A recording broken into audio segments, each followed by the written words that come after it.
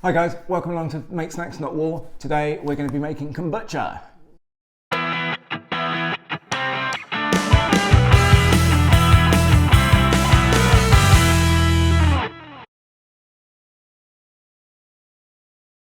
Hi guys, so welcome along. So today, I'm going to be starting off my first kombucha at home. For those of you who don't know what kombucha is, it's a fermented tea drink. It's full of, I'm going to start that again.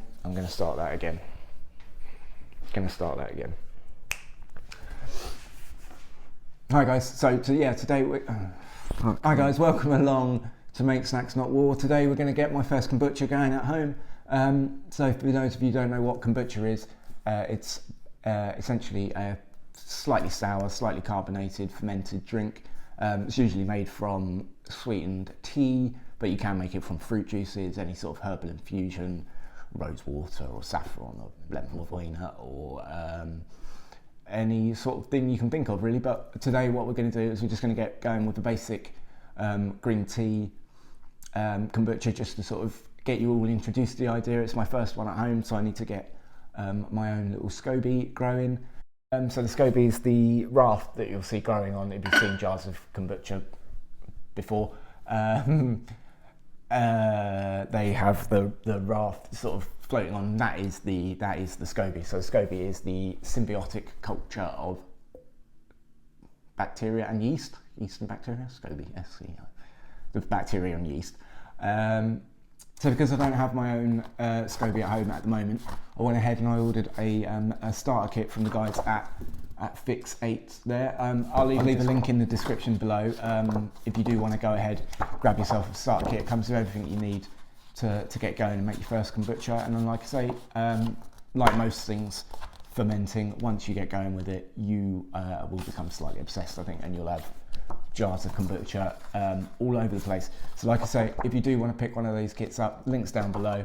It's not a sponsored video, but if you do use the link, I will get a little bit of commission from that. But having said that, let's have a look and see what you actually get in your kit. So they send you a jar big enough to ferment your first kombucha in. That's really great. Before you get going, you're going to want to I'm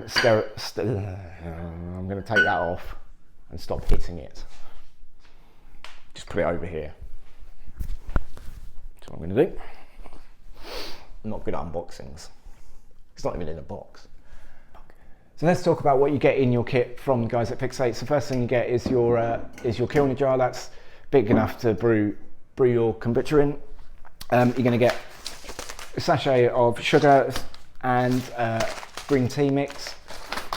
You also get the most important part. This is let me show you that is the back slop of a previous batch of kombucha that they've sent. So that's already got all of the microbes, the yeast and the acetic acid bacteria that's gonna ferment and brew our kombucha.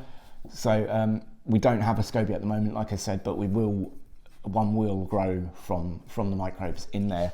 So also you get your little tag to label it up, and the cloth just to keep any nastiness out of your jar. So let's get going. Right, so the first thing we're going to need to do is we are going to need to boil 600 grams. No, not 600 grams. Well, it is 600 grams. 600 grams, 600 milliliters is the same. So the first thing we're going to need to do is we're going to need to boil 600 milliliters of water. Preferably, you're going to use purified or distilled or filtered water. I'm just going to flip the kettle on, and we'll boil up some water. Whilst we're doing that, let's get our bowl ready. That's pretty loud.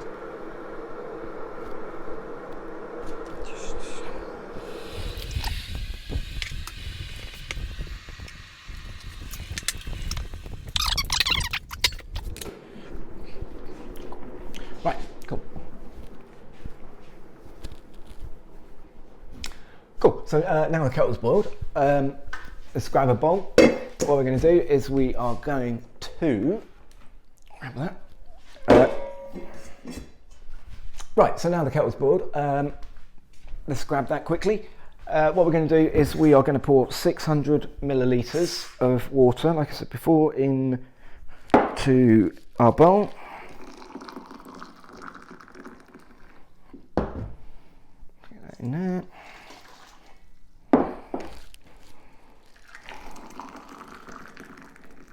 Obviously when you're doing that, be careful because that is quite hot, so watch out. Put the kettle back away.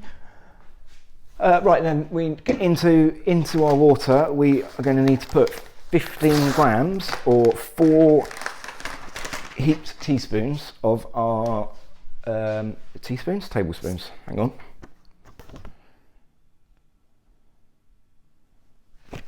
Teaspoons. Always read the instructions. That's a rule that I break all the time. So once we put our water in there, then we're going to grab 15 grams of the green tea, or 15 grams or a teaspoon, which I fucking don't have, your green tea, and we're going to put 15 grams, or sort of, that's about 4 heaped teaspoons, about 2 tablespoons ish. 1, 2, I think that's about right. In there, I quite like my green tea with lemon, so I'm going to whack some lemon zest in as well. Apart from that piece. Okay, so once we've got our tea and our lemon in there, we're going to leave that to steep for 15 minutes. Let's give that a little stir. We'll leave that for 15 minutes. Whilst that's steeping, let's talk a little bit about what's actually going to be going on in your kombucha whilst it's brewing. So whilst it's fermenting, the yeast and the acetic acid bacteria that are in your kombucha liquid, they're going to form the SCOBY, so that's going to start growing. It will start producing cellulose, and it will start expanding, and it will cover the top of your kombucha. So basically what's happening there is the yeast is converting firstly the sugar in the kombucha into alcohol, and then the acetic acid bacteria are converting that alcohol into acetic acid, and a little bit of carbon dioxide is what gives it that slightly sort of carbonated carbonatedness when it's bottled. Yeah, so essentially that's it. It's going to take about 7-ish to 9 days to ferment, and then we'll take it out and we'll bottle it. When it's done, it will be slightly alcoholic, but it's only around 0.5% ABV, somewhere up to maybe 1%, sort of the strongest you'll find. So that's it's only very slightly alcoholic compared to wine and beer, obviously. So now we'll just wait for our tea to steep, and then we'll get on with the rest of it.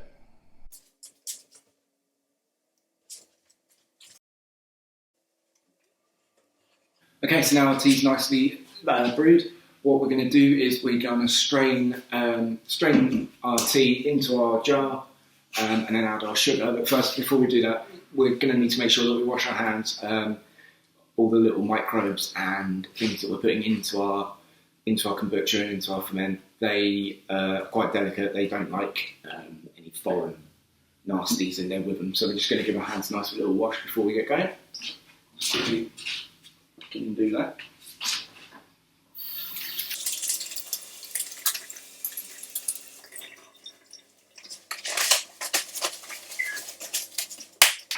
Okay, so now we've got nice clean hands. Let's grab our jar.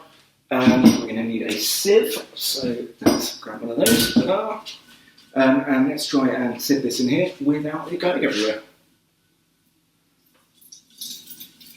Oh.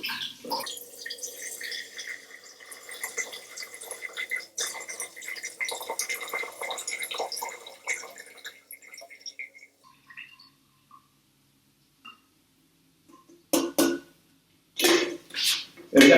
So, once you've got your tea in your jar, obviously make sure that your tap is closed before you pour things in there.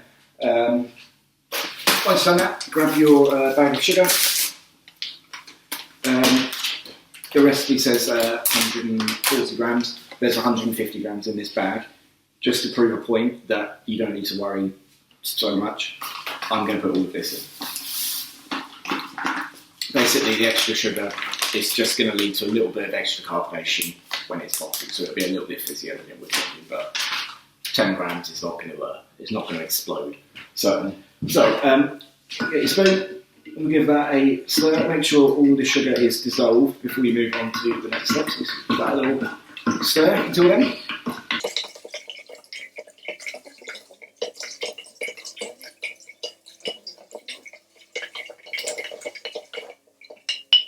Okay, so that's nice. Right, so once you've got your sugar all dissolved in there, make sure, like I say, make sure it's all properly dissolved. Next thing we are going to do is we're going to add the remaining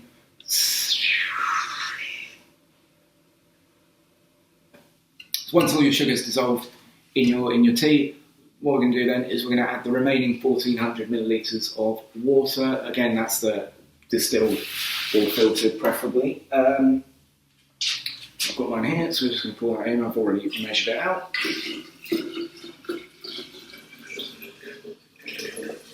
Pour that in there. Once you've got the rest of your water in there, we're just going to need to check the temperature and make sure it's not above 30 degrees. If it is, we're just going to let it cool down for a second, just to be friendly to all our microbes in our starter. It's all about looking after those guys. They're going to do all the work and make our lovely kombucha. So we've got to be nice to them. So let's just grab a thermometer quickly. Again, make sure your thermometer is clean and sanitised before you go sticking it in there. It's a good rule across the board. Let's sanitise that.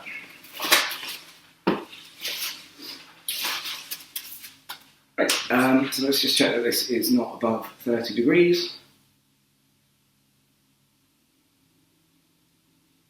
Which it is not. Right, so once your liquid's nice and cool, next step is get your bottle of starter liquid, and then we're just going to pour that straight into your mix. Make sure that when you do it, you give it a bit of a shake. Get some air into your bottle as well. That's going to help get the whole thing going. Make sure you get all of that bottle in there. Basically, that's going to lower the pH of our brew and help it get started. Right, so once you've got poured your liquid in there, then last thing we need to do is we're just going to cover it up, stop any foreign bodies getting in there, label her up, and then stick her away to ferment for roughly 7 to 9 days normally. I think probably because this one's my first one, it may take a little bit longer, but we will see. So let's get it covered up and get it labelled up.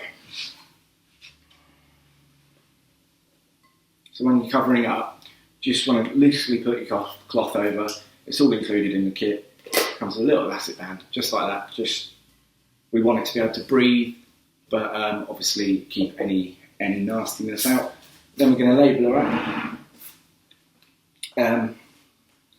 Obviously the date today, so that is I don't actually know what today's date is. Hold on.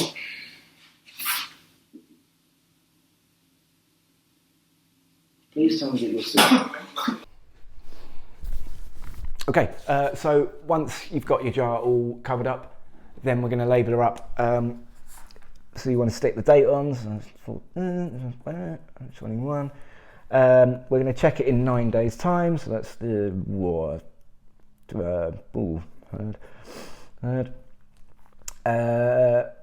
it's a green tea and lemon. Then we're just going to give it a name, so we're going to call it Layer, and then we're going to label that up, and we're just going to pop it away.